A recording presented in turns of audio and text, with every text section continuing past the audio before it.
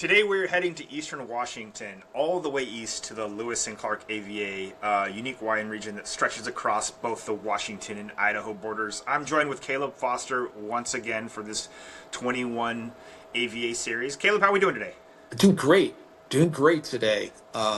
Polishing glasses, getting ready for this journey out there. Excited. How about you? I'm actually stoked for this one. This is one of the ones that I was looking forward to, and honestly, I have a very confession to make. I've actually never tried a wine from the Lewis and Clarke AVA. This is my Yeah, I first. mean, What? How is that possible? How is it possible that you and I, being the crazy wine people that we are, have never tried a wine from this place? I know. And I'm so glad because I met Coco way back at Dick Bechtel's house on Finney Hill. Maybe 2004 vintage, maybe 2005. And when she and her partner were getting started, and I was like, right on, go for it. And yeah, and they have planted their vineyards, and we're going to taste their estate wine. So That's cool. cool. Coco is the winemaker at Clearwater Canyon Cellars in the Lewis and Clarke AVA, and she's been there since 2004.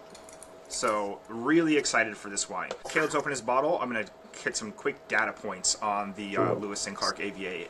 It was established in 2016. It is in southeast Washington and northwest Idaho. About 306,000 acres in this AVA. 100 acres planted, Yes. give or take. So teeny Yes. tiny. Obviously, they're just getting started in the wine world, and I'm excited to see where this AVA goes. But obviously, it's great to be tasting a producer that has 20 plus years of experience in this valley. I think it's going to be super interesting. The climate it's like a banana belt. Caleb, what does that mean? It means it's a hot spot in an otherwise cool region. Okay. Okay. Excellent. 11 to 22 inches of rainfall a year, so a bit more than we see here in central Columbia Valley. About similar to that's similar to Walla Walla, right? 11 to 22 inches. Yeah, that's right. Yeah. Okay. Yep. Okay. Excellent. Soil type is less and molly soil. Do you know what that soil type is, Caleb? Elder? Yeah, molly soil. Monosol. I don't know what that is. It is, Sorry. according to Google, it is a soil type which has rich, deep, high organic, nutrient-enriched soils. I'm not 100% sure that where the grapes are grown, that this soil is abundant there. They talk about a lot of benches and a lot of steep slopes. In my mind, I can't picture a lot of organic material piling up there, so No, I'm not sure. yeah, me neither. I mean, I picture a lot of floods coming down those rivers. You know what it reminds me of? I've only been up there once. I mean, I've gone through Lewis and Clark on the way up Highway 12 out to Missoula a bunch of times, but I haven't gone up the other river, up the Snake, and I think that's where they are. And but I think it's a lot like um, the lower Columbia, where you get these rocky cliffs and little gravelly benches by the river, little carve outs in and around the cliff faces on both sides of the river. Beautiful drive. I mean, knockout beauty. And there might be high vineyards up, but on top of the cliffs, there might be vineyards down by the river, like it is on the like it is below Lake Chelan. And I can't wait to go out here because this wine smells really good, really well made wine here from there. So this says in 2003 they started, each was planted by hand. Love it. So this is hand planted Cabernet, a classic Bordeaux blend with a little bit of rule breaking. It's got Syrah in there, but it's a Merlot, Cab Franc, and Cab Sauvignon, those dominant leaders. So, Yeah, oh, it yeah, smells great. Merlot being the biggest one. So a little bit about Clearwater Canyon Cellars. They were founded in 2004. Winemaking team is Coco, Umiker or Umiker. We're not sure. So Coco, please forgive us. Yeah, and her husband Carl. So Coco's the winemaker and Carl is the viticulturalist. So super cool stuff there. Estate vineyards. They have a couple of estate vineyards, it looks like, and then locked in the Lewis and Clarke AVA. First plantings were Merlot back in 2003. So pretty awesome. They do source a little bit from the Yakima Valley as well. At least at some point they did, because obviously you Yeah. met them at Finney Hill. So Yeah. yeah, let's talk a little bit about the Lewis and Clarke AVA. So this is an AVA that I am really, really not too familiar with. But is this the kind of AVA that is still shaped by the floods? You know, it must be. They must be defining it. There are two really great geologists who've helped a lot of the AVA developments in the last 20 years, and they're very, very savvy, both about wine and about the meaningful boundaries of geologic, both rock types, farming, but between rock type and the influence of water on this environment, which is the flooding. So I would say that this was well defined on geologic terms, um, due to probably flooding events in the region. And Okay. then it's so big, right? But you're looking at huge amounts of cliff faces in there, huge amounts of wildly steep angles and scree slopes that are unplantable and unfarmable. So, um, but they've probably included a lot of cool benches along the river that are pretty amazing. And so with this, I mean, once again, it seems like we're doing a little bit more speculation on this one, and I really actually love that. Do you think that this had any impact from the Missoula floods, or just the floods that were happening around that time? I got a totally different theory about the Missoula floods, but I won't bother anybody about it. Look for it later. Yeah, exactly. If you guys are It's interested in Caleb's theory about the Missoula floods, give us a comment. We're going to do that. I don't care if you guys want to or not, but at some point we're going to have that conversation. And if no one watches it, that's fine. I can watch yeah, it again. we're gonna have a lot of fun. You and I are gonna have a lot of fun with this one. So, um, look, Missoula floods, yeah, probably influence this region. There are mountains that are feeding that still have glaciers on them today, that are feeding that river. And so if they all recede, if all kinds of flooding comes out of those mountains, you're going to really impact this. So you get a similar kind of look to the valley in that lower part of the Snake River and the Clearwater River that, and I guess even the Grand Ronde, they've got a wine from the Grand Ronde River Basin, which is cool, that looks pretty familiar to lower Columbia River reaches along, say, Celilo, along, White Salmon, just in miniature. That makes sense? You know? Yeah, that makes a lot more sense to me. When you were first describing the region, I was thinking like a kind of like a Mosel, almost like Porto, like with the steep. Right, but Porto you can walk up. No, I'm talking slopes you can't even walk up. Yeah, I don't walk very much. I'm a driver. I just took my first sip of this wine. Pretty delicious. Yeah, man, they go out there, the brand new region, they figure out where to plant, they put in these grapes, they base it on Merlot, way to go. And they make a really beautiful wine. Man, talk about pioneering spirit. Well done. Well done, you Yeah, guys. Coco and Carl, brilliant job. that's pretty awesome. Caleb and I, we've had this conversation several times. There really are two incredible places to grow Merlot on the planet. And Yep. yep, one is the north bank of Bordeaux. I don't know what those guys are doing. It's like they think they know winemaking or something. I don't know. But the other one is Washington State. And so anytime I see a Merlot dominant blend, I get excited. I'm a bigger fan of Merlot than Cabernet. Maybe that's controversial. Maybe that's just cool opinion. But I love the juiciness of Merlot, and I love how Washington Merlot brings structure to Bordeaux varietals or Bordeaux blends. It has a little bit more oomph than some areas as well. I think it's got some Oh, nice, yeah. yeah. Yeah, incredibly ageable. You stole my line, man. You like Merlot more than Cabernet. I'm a huge Merlot booster. I'm a huge Merlot booster.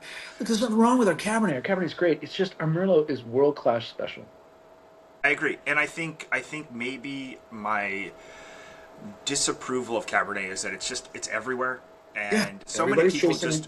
so many people just oak it, and it feels like this big wood tannenbaum with the fruit kind of being the second thought of the wine. And I think that's one of the things that maybe it's winemaking style to some extent that I don't appreciate about Cabernet, but I'm just not a huge Cab lover. My favorite of the Bordeaux varietals is actually Cab Franc.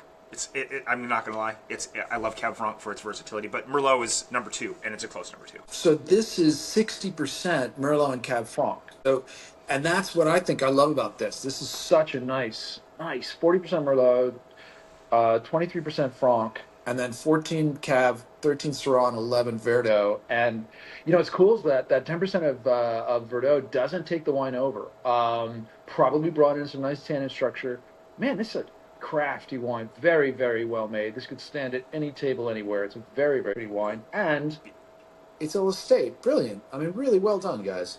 Yeah, So No, I am a huge fan of estate fruit and estate wineries, especially when it's not a huge vineyard team out there. I'm assuming, Yeah. and I don't know, Coco and Carl, but I can just, based on the conversation I had on the phone with her, and Coco, thank you so much for sending these bottles over. We really appreciate it. If you guys are in the area, please check them out. They have a fantastic wine club. It is called the Enthusiast Club. I'm Cool. thinking about joining myself. They shared with us this wine, which is their Estate Syrah. So cool, from Lewis and Clarke Valley on the label. And then this is a Malbec 2023 Malbec Rock and J Vineyard. It says it's from the Grand Ronde River Canyon surrounding basalt cliffs, radiating heat into the vines, making it one of the hottest vineyard sites within the Lewis and Clarke Valley AVA. Wow.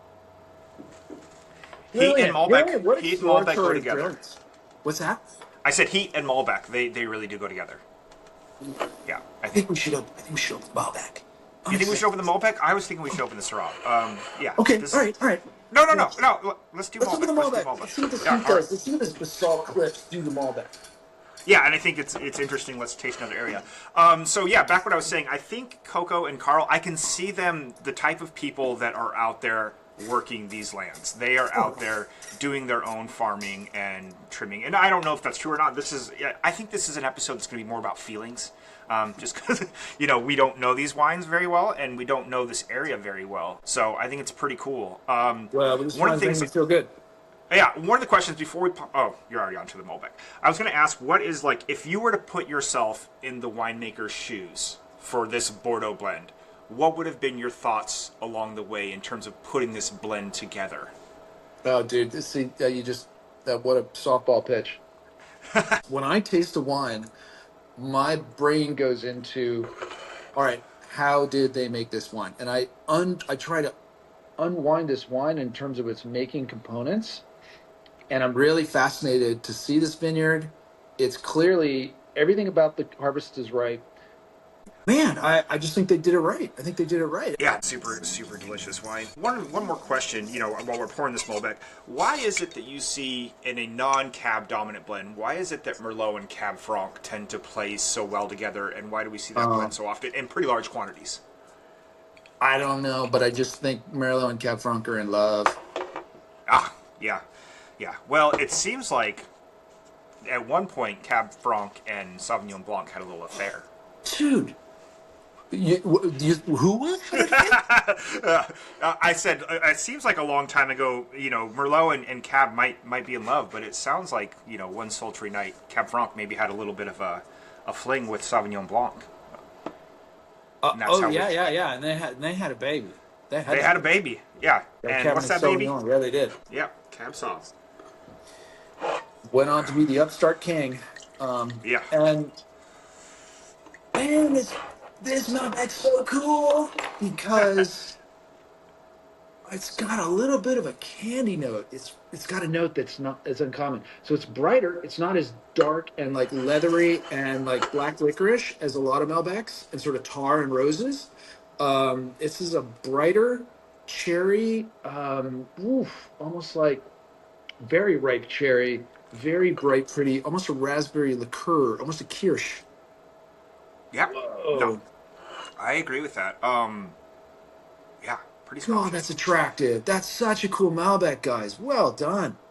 And once again, full disclosure confession time. I don't particularly love Malbec. It is one of my least favorite red varietals, but I would drink this all day long. Absolutely all day long. I think this wine is delicious. This brings me back to the glory days of when I found Malbec a little more interesting and compelling before everyone just started doing it in a very generic manner. And once again, I don't mean to offend anyone with these comments, just kind of speaking my mind on that. But this Malbec's good. It's good. Yeah, my brain is racing around the globe. Like, what does this taste like? This is kind of like what? Almost like an Alto Adige. It's like a red that's near a mountain that's high altitude. But it's like a cool vintage of a Barbera d'Alba or, man. I get almost the Argentinian vibe from Malbec. Yeah. Fair enough. High altitude Argentinian Malbec. Yes. Yeah. Yeah, I get that vibe from this. because it's floral and it's good acid and it's light on its feet. It's not heavy and brooding. It's very bright and energetic. I have never stopped tasting Malbec. I will always try it, and I actually dove a lot into the Argentinian and Chile Malbecs and Carmenères down there. And on that note, don't be stubborn when it comes to wine varietals. Try, it's important to try.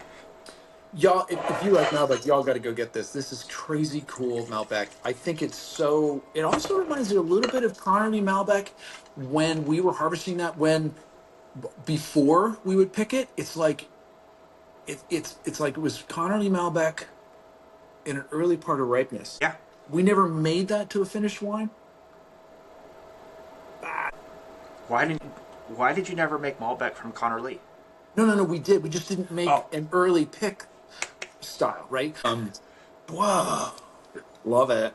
I mean, but here's the thing: it's not like it's an unripe Malbec. It's ripe. It's Yeah. a fish flavored Malbec.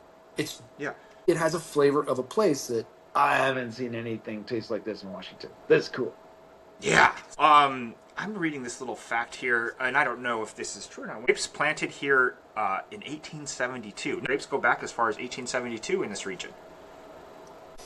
If you want to drink wine in those days, you had to make it yourself. You didn't go down to the store. There was no store. And if you're an Italian or a Frenchman, or I don't care where you're from, if you're from anywhere and you want to drink wine, you wrap some sticks from the home vineyard and you carry them with you. Then you stick them in the ground and make your own damn wine. You had to. Yeah. And that's just how easily grapevines are to propagate, guys. It really is that simple to get them going in the ground. I mean, to nurture them and to get them to produce great quality wine, that's a different story. But it is an amazingly diverse plant that really can go all over the world. It is crazy. It's almost like a weed. It's so tough. It's a really tough little critter, Vitis vinifera. And it's interesting, even in Walla Walla, you go back to the early printings of the Union Bulletin newspaper, and they had a report in the fall on the vintage in Walla Walla in the early days of 1900 and in the late days of 1800s. And the first printings, they had a vintage report. That's how much wine was being made in the valley. That's crazy. And then we screwed it all up, What a booming wine industry before America decided that we don't drink anymore. Oops. Yeah. How fun. A big appellation, some really smart producers. It's just dramatically beautiful to drive up those valleys. Got to go check these folks out, and they're holding down the fort in this really. They're these wines to me demonstrate this region offers a different flavor, and they're showing it. Well done. Yeah, absolutely. Thank you so much again, Coco. Please visit their winery, check them out, seek them out. If you can't get out there, order a couple bottles online. Believe me, this is a super cool wine you want to try. So, cheers to Washington Wine Month, and cheers Lewis and Clark Valley, and thanks for joining me today, Caleb. Hey, what a pleasure. Happy Washington Wine Month.